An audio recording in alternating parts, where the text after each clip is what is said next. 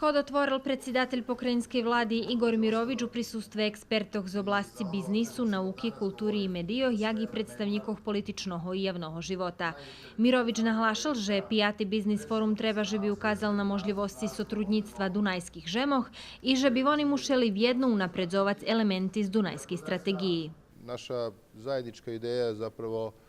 Naša zajednicka ideja to zbieranie energie, potenciálov, finančných sredstvoch i projektoch, ktoré še budú realizovať u celej Vojvodini, a zo Dunajskú strategiju oni môžu byť naša šansa. Preto važno, že by sme u međusobnej komunikaciji i na takih skáčkoch točno definovali prioritety. Grad Novi Sad svakako podržava Город Новий Сад підтримує отримування того бізнес-форуму, котрий представляє одличну нагоду за сотрудництво явного і приватного сектору.